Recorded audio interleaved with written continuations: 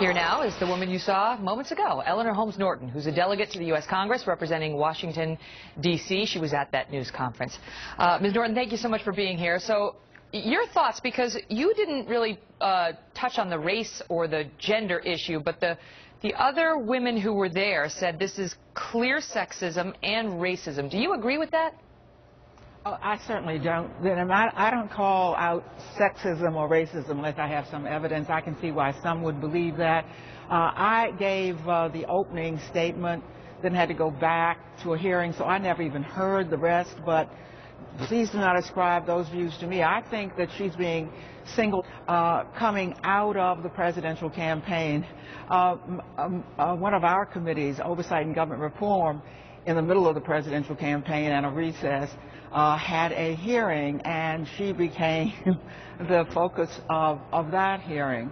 And I think that came out of sheer partisanship. When you say 100 House members have sent a letter, well, they don't have anything to do with who's going to be nominated to be Secretary of State. You know, when I get 50 members of the Senate, I might be concerned. Yeah, you get confirmed in the Senate. But that's an important point. I want to clear that up. So you then disagree, because we had Congresswoman after Congresswoman come out on Friday and say this is racism and it's sexism, and you are saying on the record you disagree with that contention. I am.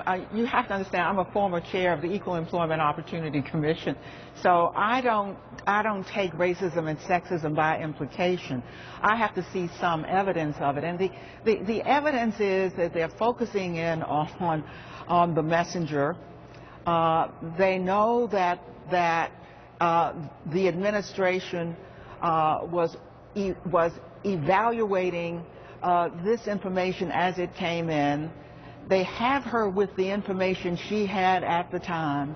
I quoted at the press conference the Office of the National Intelligence Director evaluating what she said, and he said that that was the information we had at the time, that was the information we gave to the administration, and that's the information she gave. I mean, there's a defense public. and a discussion to be had on the substance back and forth, and both parties have been having that robustly over the past 6 weeks or so. But this was sort of a new angle, the objection saying that she was being targeted because of race or gender.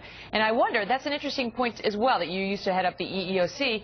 Do you think that these claims sort of go to the race place or go to the gender place, undermine her, Susan Rice, undermine her? I mean, you know, do we have to have women and women of color be able to go out there and take their licks, you know, on the substance, or not, you know, just based on the substance of what they say? As I understood it, this was a very hurried press conference.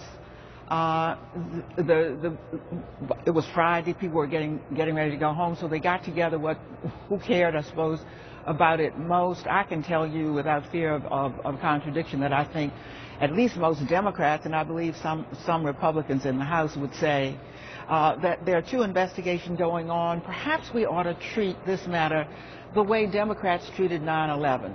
We didn't say, Mr. President and your intelligence advisors, how come you didn't see the worst attack in American history? What we said was, we want an investigation. If you will recall, the Bush administration resisted an investigation until they finally had to do it.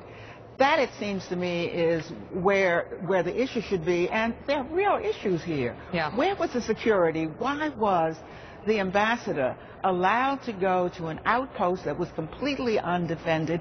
Even now, we have nobody has been taken into custody that we know of. Yeah. And yet, there are members of the Senate trying to destroy the career of a brilliant career public servant who was the youngest assistant secretary in the history of the United States, Rhodes Scholar, and I hope they get it too. Ma'am, thank you so much for being here. We appreciate it.